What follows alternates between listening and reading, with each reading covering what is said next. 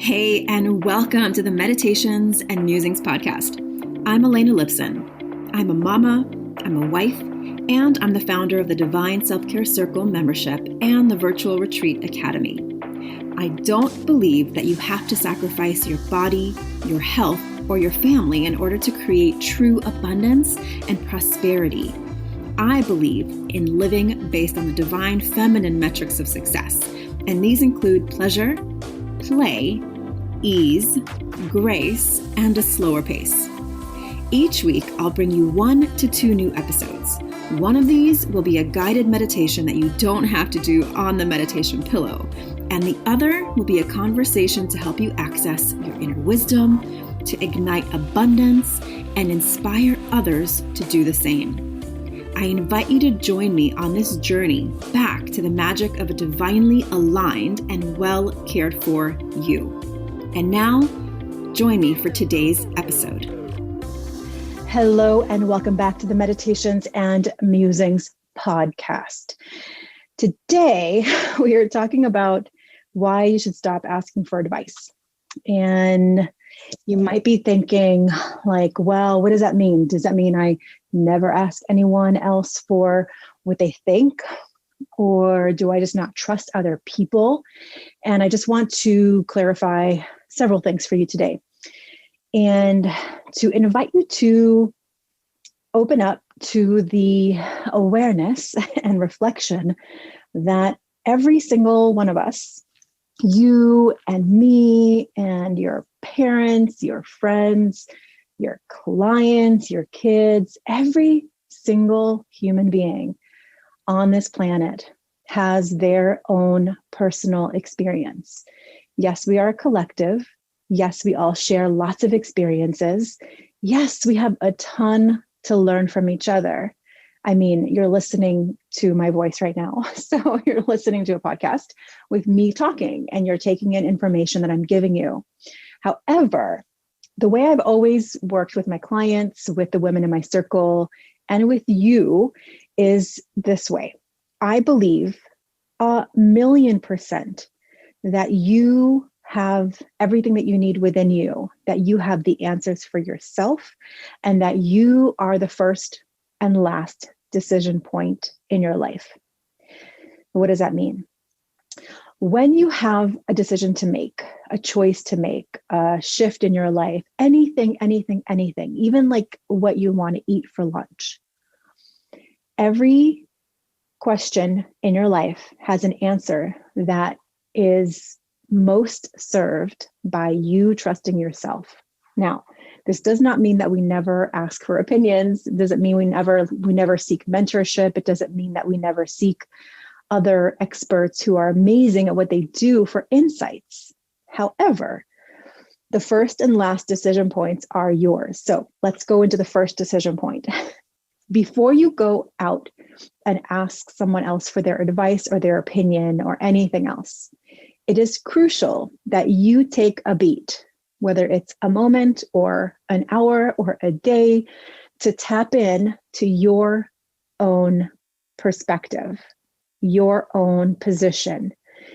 If you get into this as a habit, as a ritual, as a norm, then you will have that first instinct, that first insight, which is always, I would say most of the time, 99% of the time, pretty right on. Like maybe there's pieces of information that you don't have. And in order to make an ultimate final decision, you need to gather information. You need to gather insights, gather other people's perspectives.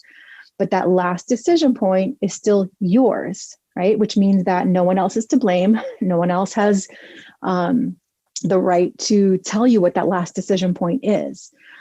This gives you full responsibility, but it also gives you a lot of freedom, right? So the first decision point and the last decision point is yours. Now, the reason that the first decision point is so important is because if you don't take time to do that, then when you ask somebody else for their opinion and insight and perspective, it is very alluring.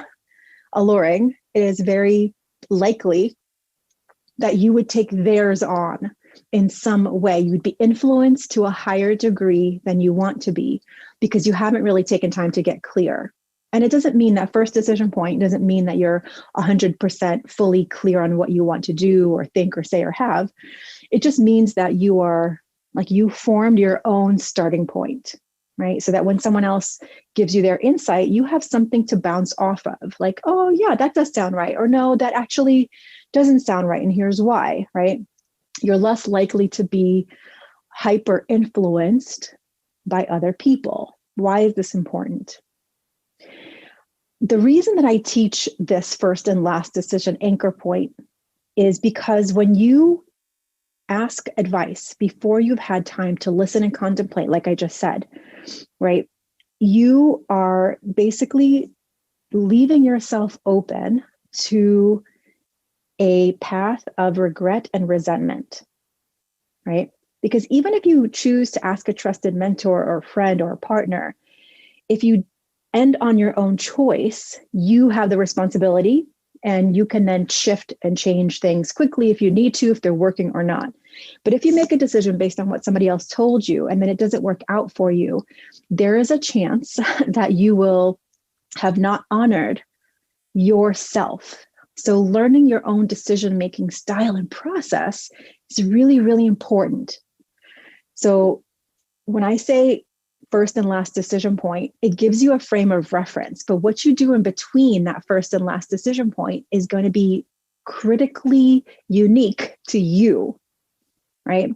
That's why having tools like understanding your own decision-making style, whether it's through a tool like Human Design or just reflecting on how you've made decisions in the past when they've worked really well, and other times when you've made a decision too quickly or without having enough information, right? This is like the work of a lifetime.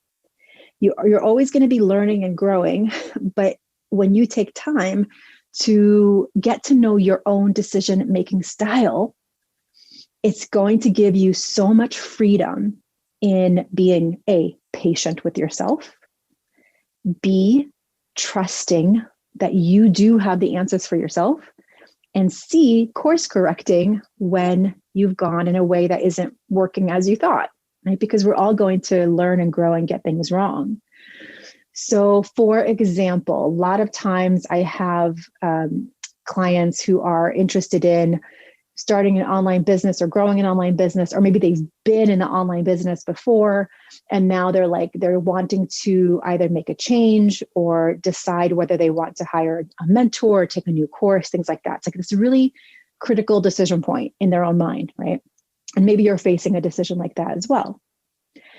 And what starts to happen is, if you don't have a ritual or a practice where you can check in with your own knowing in a way that really allows you to trust it, even if you don't know why, you're going to start being vulnerable to other people around you, whether it's a partner or a friend, or seeing other people do things that are working for them, right? Like you're scrolling through social media and you see someone that you like, honor, and respect do certain kind of work, and you're like, oh, maybe I should do that kind of work. Maybe I should be a copywriter. Maybe I should do branding. Maybe I should do this kind of offer, create this kind of course in my program, or whatever the decision might be, if it's applicable to your business.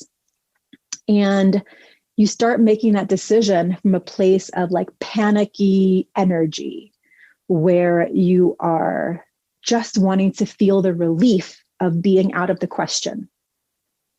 And you make that decision, and it becomes another decision that didn't feel right, wasn't fully aligned, and came from a place of panic and mistrust of yourself. And maybe you even have pressure from somebody outside of yourself, like a partner or family member, who is like, telling you to make a decision in a certain way, or not to spend money, or to whatever their influence is.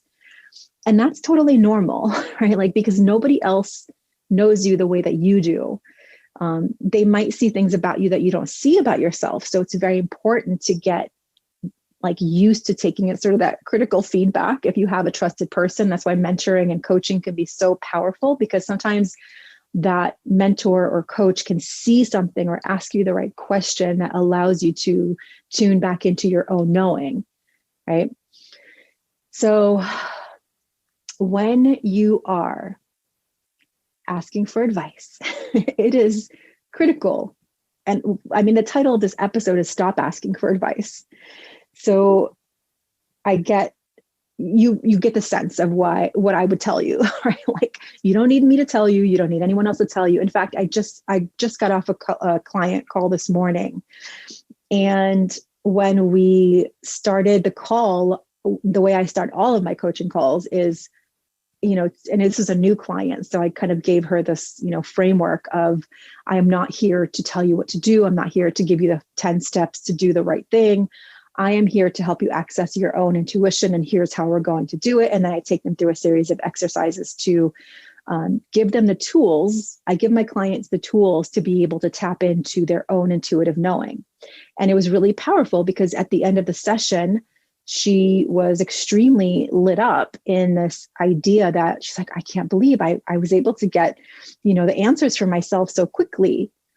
And that's how it works. When you have a way to, or a method or a tool to tap into your own knowing, you can start to feel, and the shift in her was like palpable from the beginning, where she was like, just tell me what to do, to the end of the call where she was like, wow, I really am so surprised at how quickly I receive my answers, and they feel so right, and I can feel that they resonate with me and my body. That's a huge gift. If you have, the tools, or if you have a coach or a mentor who's telling you what to do versus someone who's helping you access your own inner wisdom, that's a whole different conversation.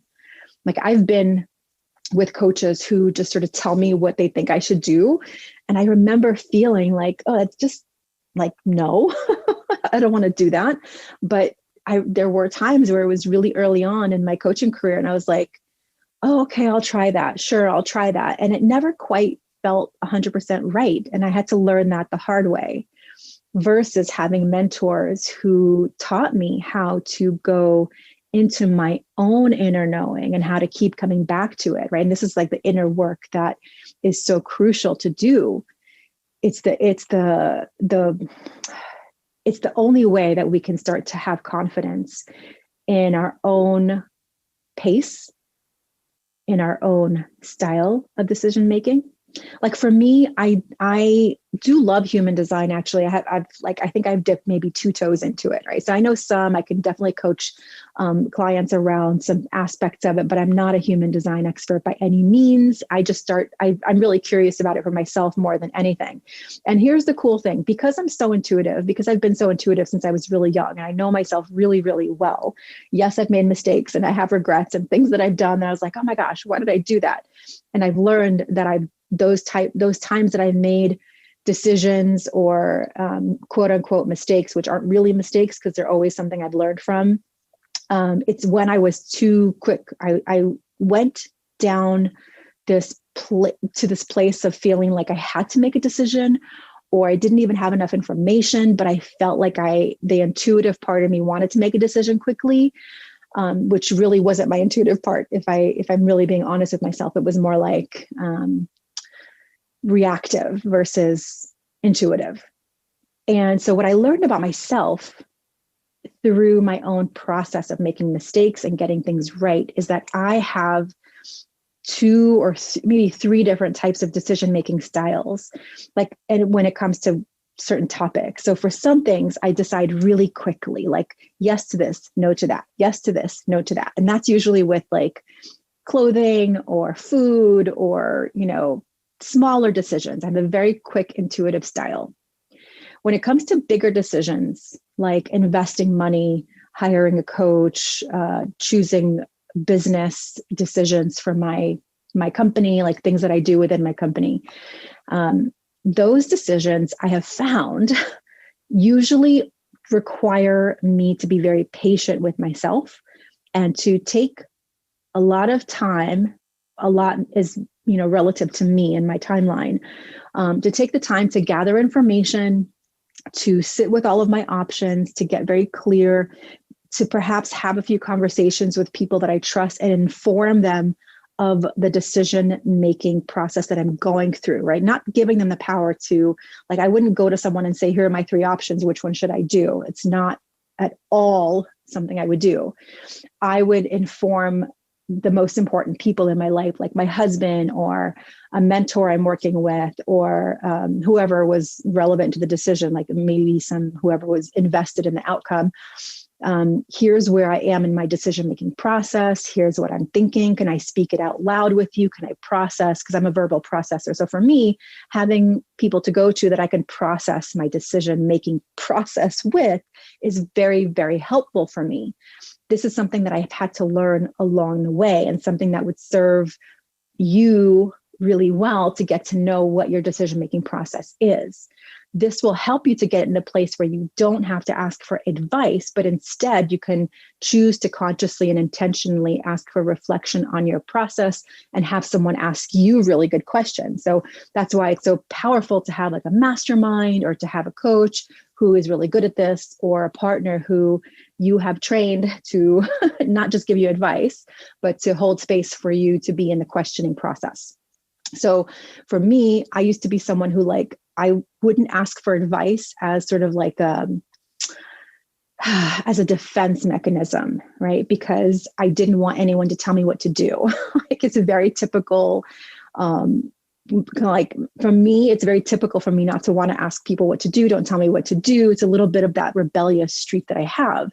It's also, once I learned about the manifesting generator human design aspect of my personality and my birth chart, it validated for me. It didn't give me new information. It validated for me what I already knew about myself. It kind of granted the permission for myself that I didn't even know I needed, to trust that I have a very unique style of making decisions, and I can't be impatient with it.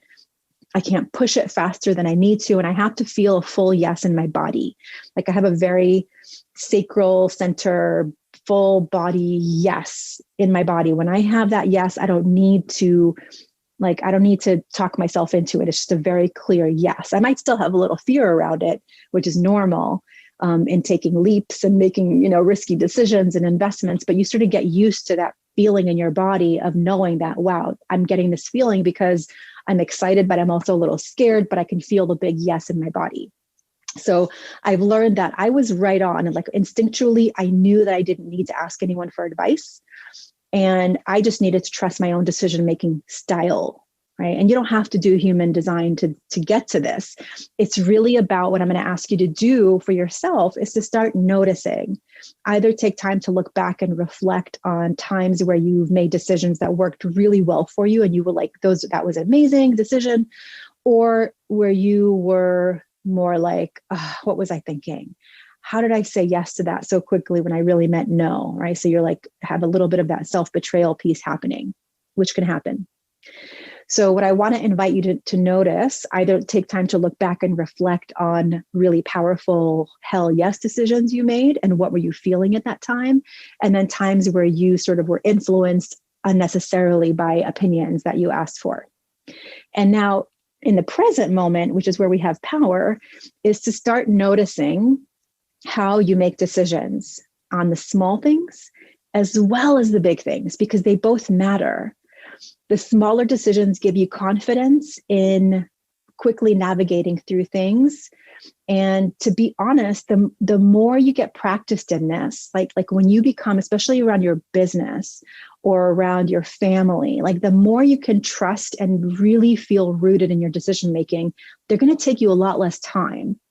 Because when it comes to decision-making, the people who can't make a decision and get stuck in analysis paralysis or overthinking, it's very painful to be there because it feels like you're stuck. It feels like you need someone to tell you what to do. And we don't. We really, really don't. In fact, when we're at the bottom of the well and we're looking for that rope for someone to throw down that rope so we can climb up their decision, right? Yes, it rescues you in the moment so you don't feel like you're stuck in the bottom of the well. But ultimately, you might have climbed out into a solution that simply didn't work for you, or that worked for someone else, but not for you. And so then you have to sort of backpedal and do over. Of course, I would say that those are really good lessons. And I can definitely think of times where I made choices that seemed practical and logical and worked for other people around me, but it wasn't what I ultimately would have done from a soul aligned place. So I hope I've given you a ton to think about and feel into. This is the root of the work that we do in the Divinely Aligned Circle, where I teach you how to declare your desires, how to align with them, and then amplify them into the world, whether it's in your life, in your business, your work, or in your relationships, right? Because those decision-making skills, that muscle, applies to everything. Right? It applies to what you're making for dinner tonight, and it applies to money you're investing in yourself and in your business. It applies to where you're going to take your family on vacation. Like, it applies to everything. Decisions are constant. And if you're constantly pushing against your own knowing and doing things because you're asking for advice from other people, you're going to end up with a series of unfortunate regrets, right? A series of unfortunate regrets can lead to you waking up one day and feeling like, whose life am I living anyway? Right. And then it's going to feel so dramatic and so big. I work with women like this, and I've been that woman in some points of my life where I'm like, oh my gosh, what did I do? I did it again. And it's normal. You're not going to get it right the first time and the 10th time. It's going to be an ongoing inner journey, but I am 100% convinced, I've seen it in every aspect of my work and my own life, that if you are starting with your decision-making process by asking for advice from other people, you're going to be off track from the very beginning. And it's going to be very difficult to then hear your own inner knowing.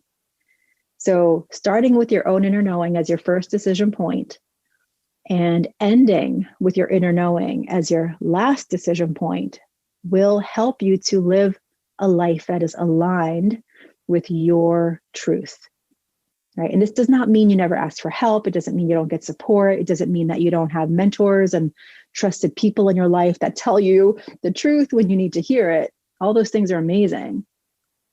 But it does not take away from the fact that you are the first and last decision point in your life.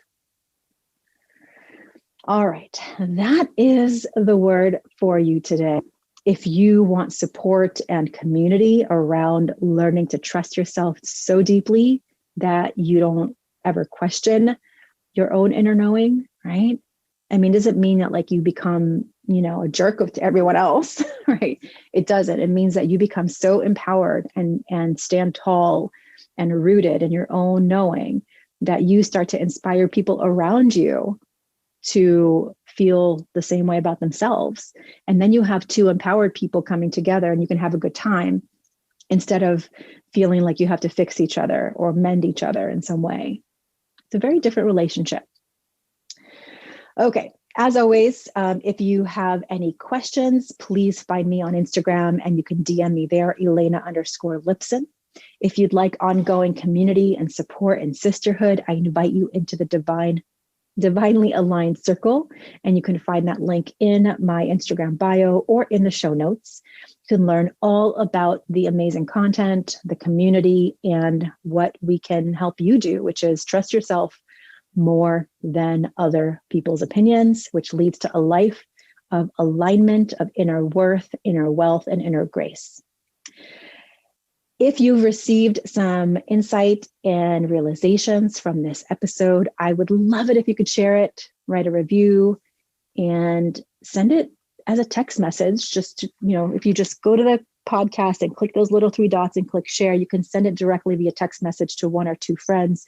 I would be so grateful if you did that. Spread the word and have that conversation with the women in your life about trusting yourselves more versus asking for opinions in order to even figure out what you think. All right. I hope you have an amazing day, and I will see you on the next episode of the Meditations and Musings podcast. Take care. Thank you so much for listening and learning about the new divine self-care way of being in your life, business, and the bedroom based on the divine feminine metrics of success: pleasure, play, ease, grace, and a slower pace. If you're ready to bust the myth of overwhelm and tap into an inspired start to each day, I've put together a free video series for you to help you start each day with energy, inspiration, and ignite that inner pilot light which attracts joy, magic, and synchronicity. You can access my 3-step magic morning practice to help you ignite your inner light and attract the abundance that you're craving. Head on over to elenalipson.com/gift. And if you enjoyed this episode, I would so love if you share it with a friend, a sister, a mother, a daughter, and please leave a review. That is how the magic starts to ripple out. Here's wishing you a day full of beauty, magic, and divine self-care. I'll see you next time at the Meditations and Musings podcast.